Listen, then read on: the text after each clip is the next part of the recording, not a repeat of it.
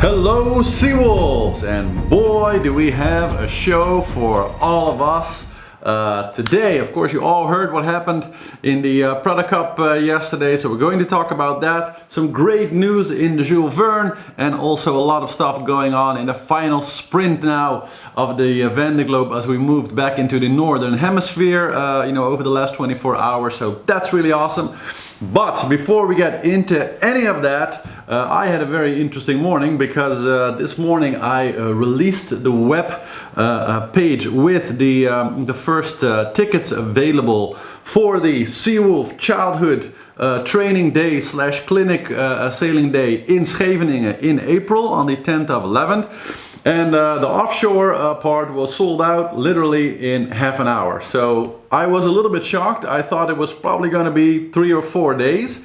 But wow, that went fast. So I wanted to announce in the show that they were there, and obviously about 100 of you had already sent emails that you were interested, but it went really fast. So we had originally 8 places for the offshore version.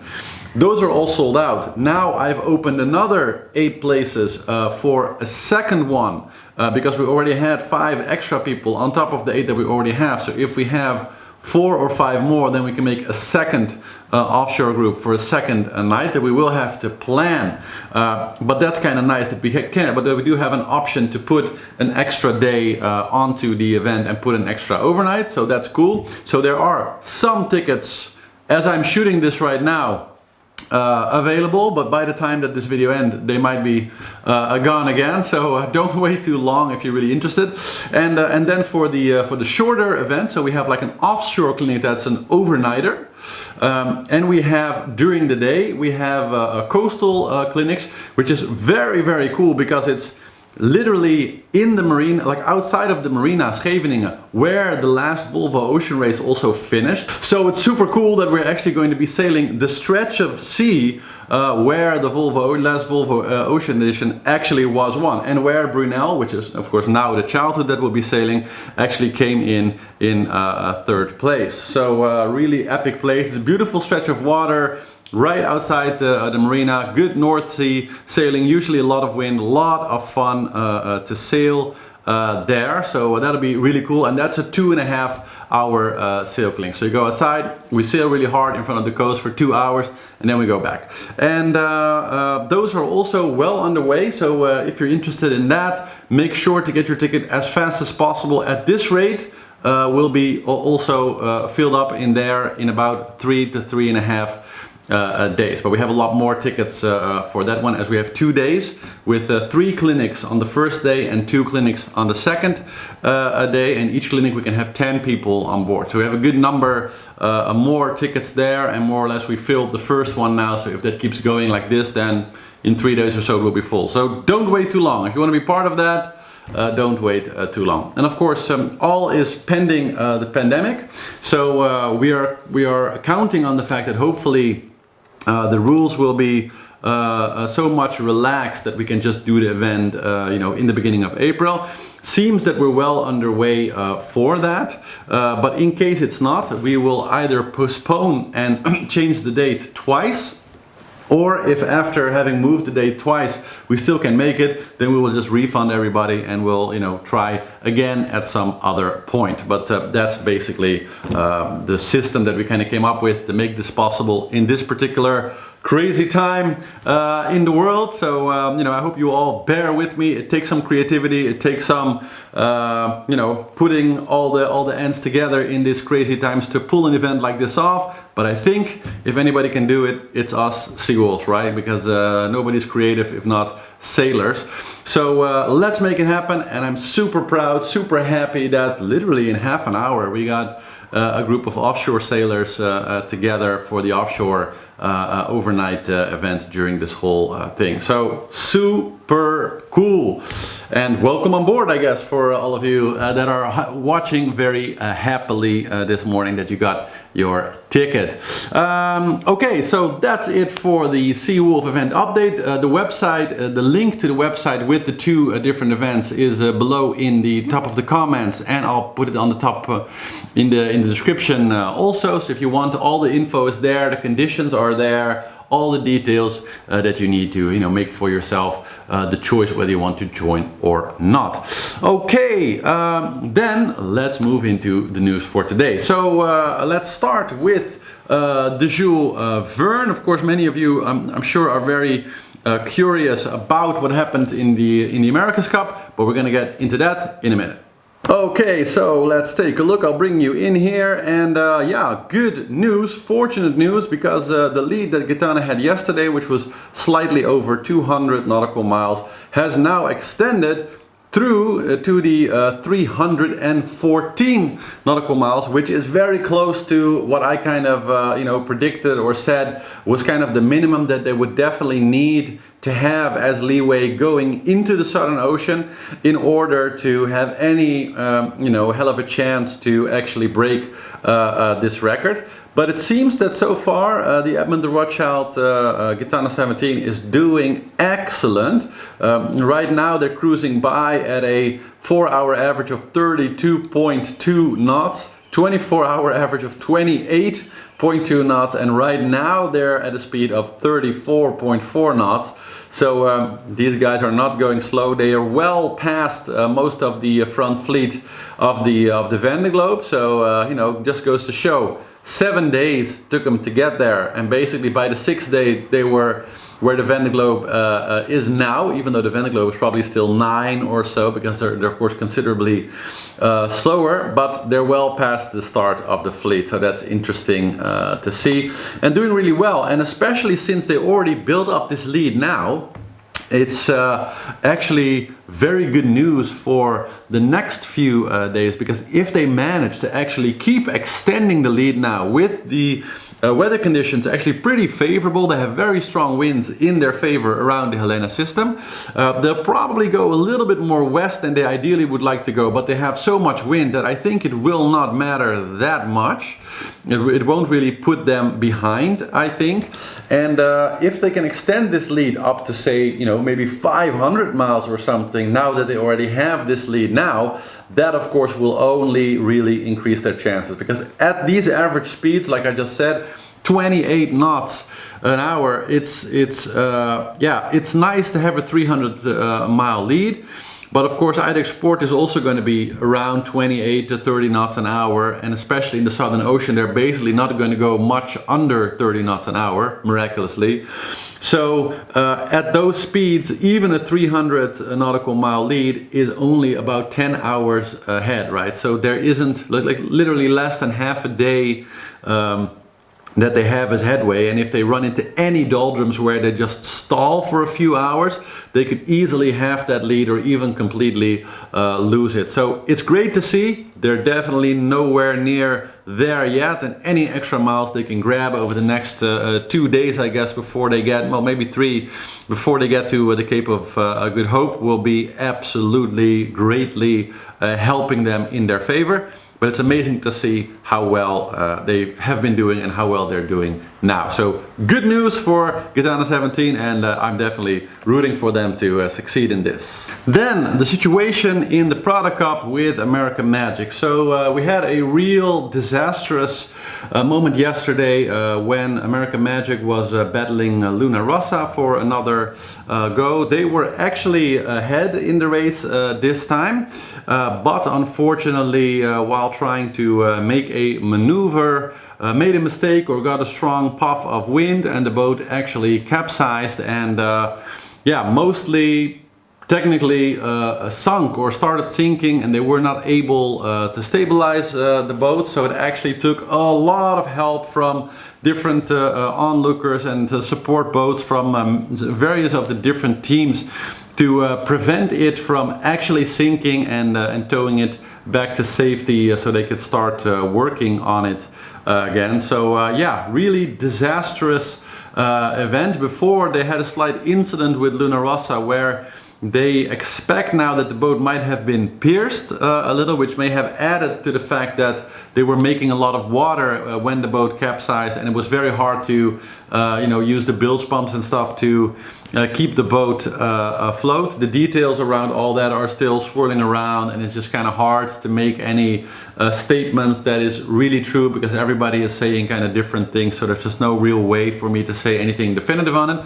But suffice it to say, this has really very firmly put Ineos UK ahead now, as they've just won all of the races so far that they raced, and it puts Luna Rossa, which, you know, of course inevitably the winner then of this one race, you know, in a firm second position. So real bad news for American Magic in that sense, and whether or not they will be able to continue racing, that is still to be seen. So no definitive word on that yet, and we'll have to wait till maybe tomorrow or later today when we'll get a definitive update, hopefully, on that yet. But so bad news for them.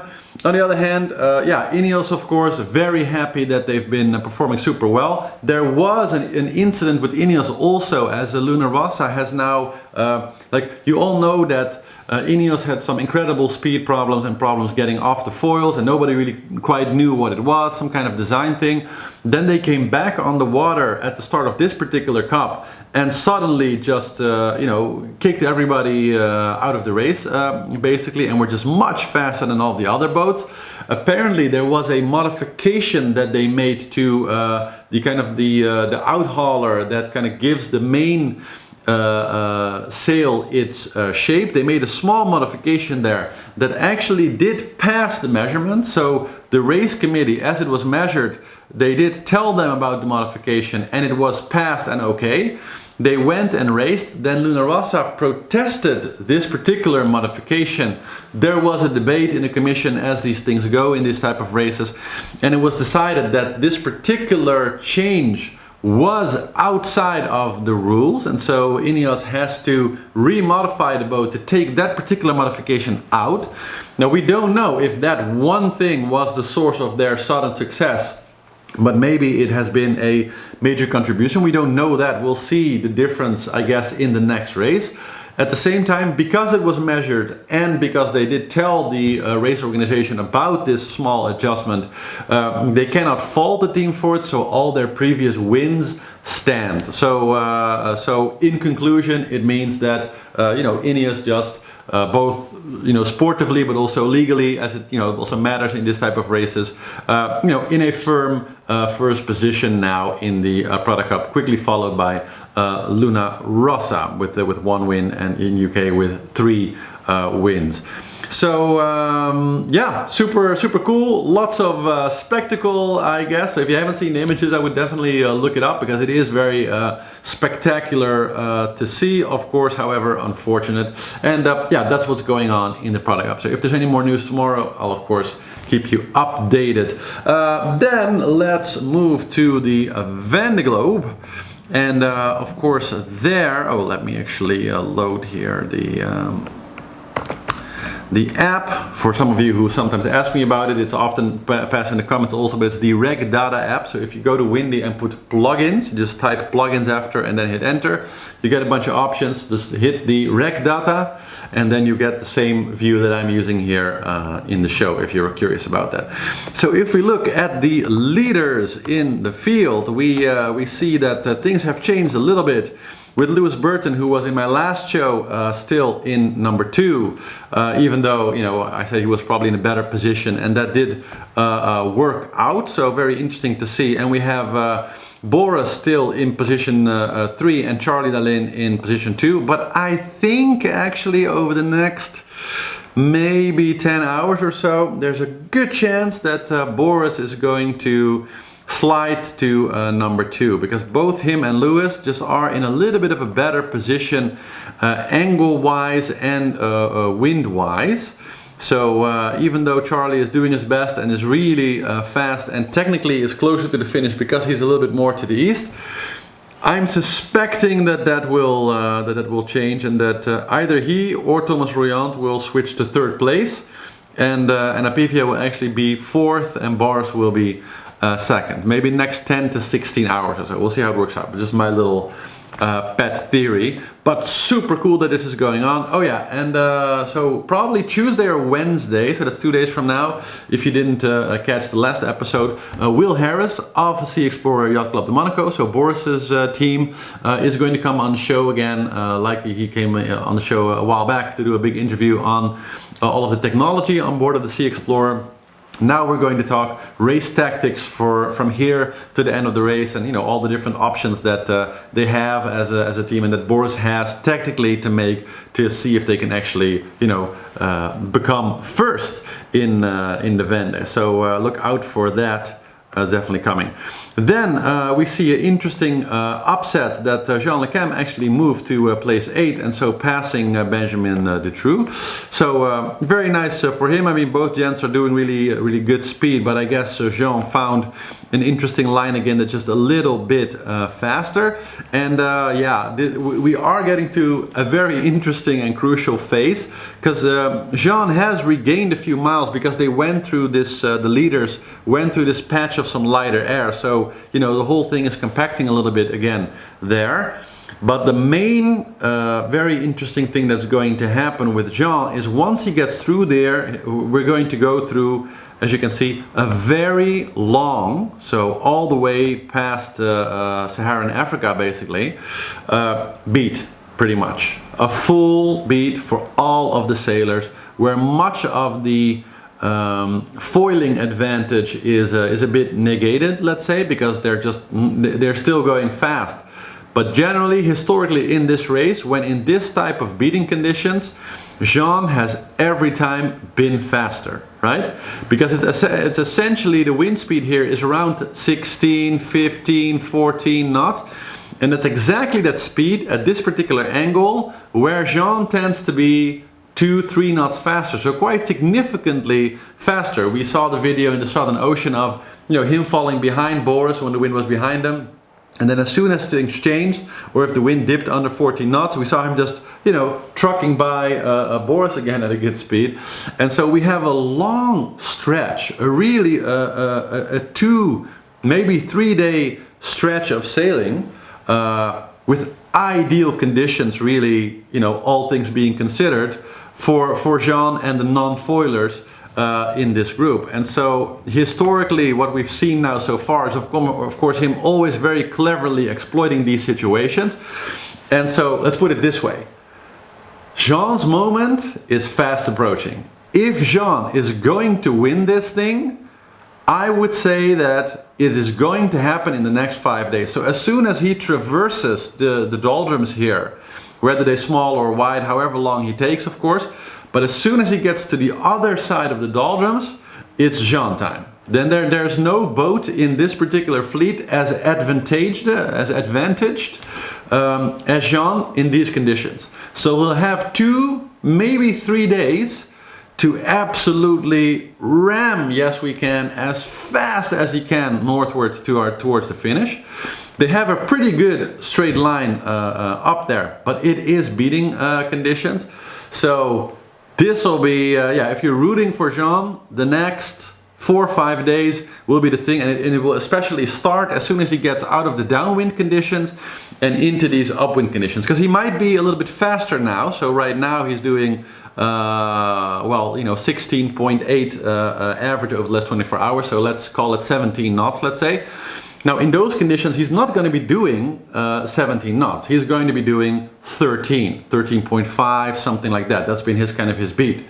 But many of the boats on the other side, so once they really get on that beat, you can see it with Lewis Burton right now, they'll be doing 10 for the most part. Sometimes also 13, 14, but I would say if Lewis, if Boris, if all these foiling guys are doing, you know, 12, 13, Jean will be doing 14 or 15. He'll be a bit like Armel Tripon in this particular situation, where as long as they're beating, generally he'll be a knot, maybe a knot and a half faster the whole time. And so if we explore that over 3-4 days, it might just put him close enough to be able to hold on to them, and then actually keep that particular distance from the leaders, from the rest of the pack, under, let's say, 100 nautical miles or so until the finish. And then it's going to be just razor tight, and he might just win the race. So, you know, it's going to be a super exciting to follow, especially how Jean is going to perform in these conditions, and I'm really looking forward to that particular battle.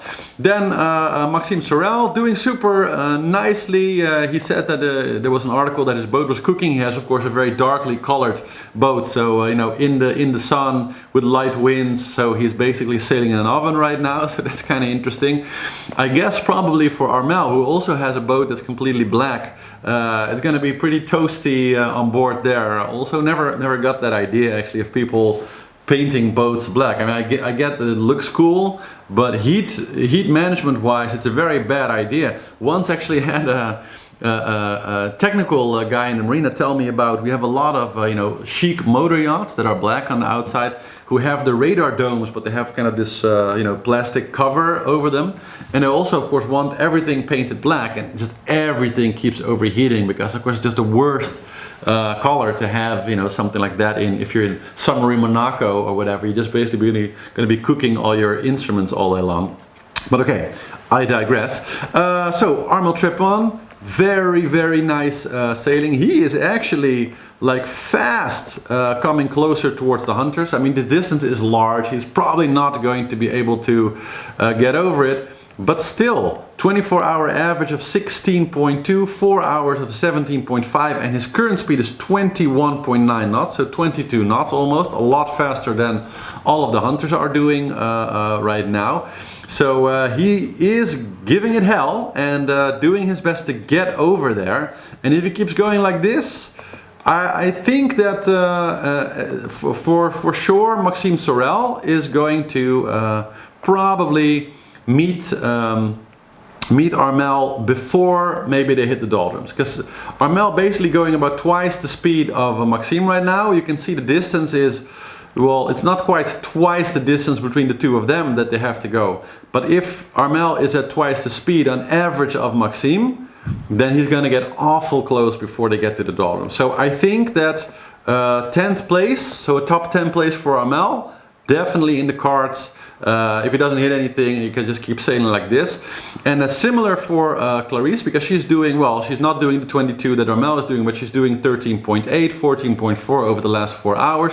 So also nice and fast. And maybe, I mean, she is, you know, a bit faster than Maxime right now. She still has the space also. Maybe she'd also be able to still overtake them, putting her in 11th place, maybe finish for a possibility. So that could be, you know, real motivating for her also to try to go for that. Then we have Roman Athanasio, first to kind of now clear all the weather trouble, let's say, that the rest of the fleet is still closed in. He's still very slow, he's very in low wind still, but he's almost out of it, so that's kind of nice for him.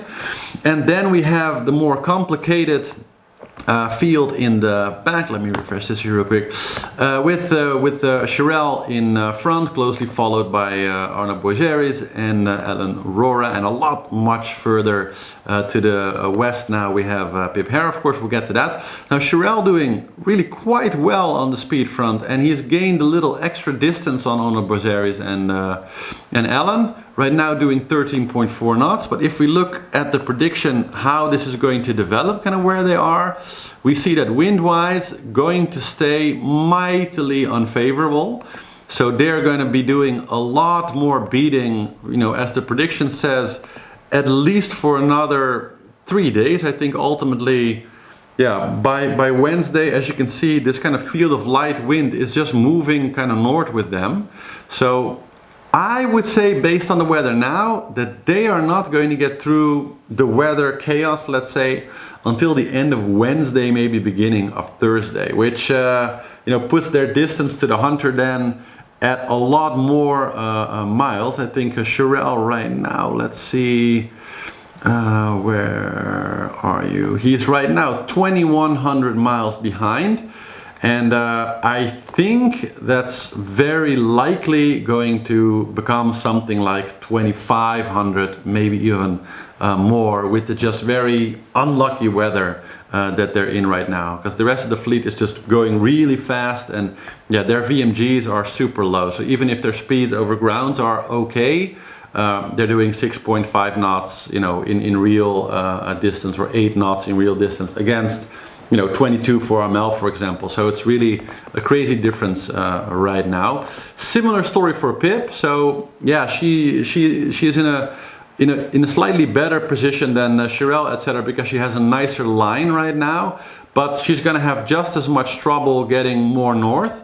And if we run through the prediction a little bit in short increments here, you see that, yeah, for her, not really super favorable conditions. She might have like a day and a half or so of relatively favorable winds, but yeah, it's very much the question if that's going to run out that way. And as you can see, she's going to run into lots of very light air for a long time also.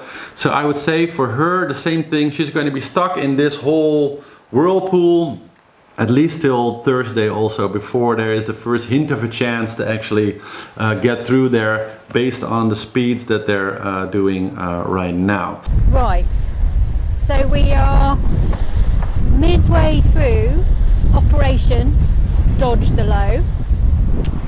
I'm quite happy with the decision that I've made, because as the forecast has developed, it's looking really nasty. There's some big old breeze, tiny little aggressive sister, big old breeze coming off it, and I don't want to be the wrong side of that. So I've been making my way northwest, and it's really strange. I mean, you look around here, and in 24 hours time, this is going to be a maelstrom. It's going to be wild, a place you just wouldn't want to be at all. And there's, you know, it's absolutely fine now, but the weather just changes so quickly, and out in the open ocean there's nothing to stop it. You know, the force of everything, the waves, the wind, everything needs to be respected 100%. The only indication at the moment is the sky. The sky's starting to say, ooh, it's bad weather's coming. So at the moment I am doing a cheeky little tack to gain a little bit more distance to the north. So here's the conundrum of what I'm doing. This is the low pressure, and I'm coming up in this direction, and this is what I want to avoid, this bit here. So my trick here is not to spend too long in the centre of the low. Basically, if I can get into the centre of the low is travelling in that direction, so it goes over the top of me, and then before I know it, I'm in this airflow here, this westerly airflow, and I can truck on up the Atlantic in that. So basically I'm coming up here. I was a little bit worried that I might be too long in the centre of the low or too far to the south. So I'm doing a little hitch here before the wind gets strong, and then I'll carry on going to the centre of the low, which should be around 7 o'clock tomorrow morning. Then my experience of all of these things is they always happen in the middle of the night. But we're keeping an eye on the forecast. That's the plan. So it's unfortunate, especially in this part of the race, to get stuck in such a frustrating area, but it is what it is. And the same goes, of course, for Stéphane Ladurgeon. We have Didac Costa there and Kachira Shirishik. They're actually quite close to Pip now as far as how north they come. They're, like I said yesterday, they will have another day and a half or so of favorable winds, but it will be slow going for the most part also. Then right at the Cape now, Miranda Marin and we have Clement Girard here, both doing very well. Like I said, they're having a pretty light passage of it, so lucky for them. Not in the speed department, but they won't have to go through some of the really crazy weather that some of the others had to sail through. And then all the way in the end of the field, we have Lexia Berrier and Ari Heusela, both now sailing very nicely. So the worst of the weather kind of passed them for now, and it should be, I think, another day or two. Yeah, so basically you can see they're gonna kind of get surrounded by this but not hit until, yeah, end of Wednesday, beginning of Thursday, and they might even avoid it altogether really until they actually get to the Cape. So 3 or 4 days of relatively good sailing, good wind direction, 20 knots or so, not super strong, but that'll give them a good respite after having been in, you know, really strong weather for the last 3 days or so. And so that's it for the prediction and the analysis today.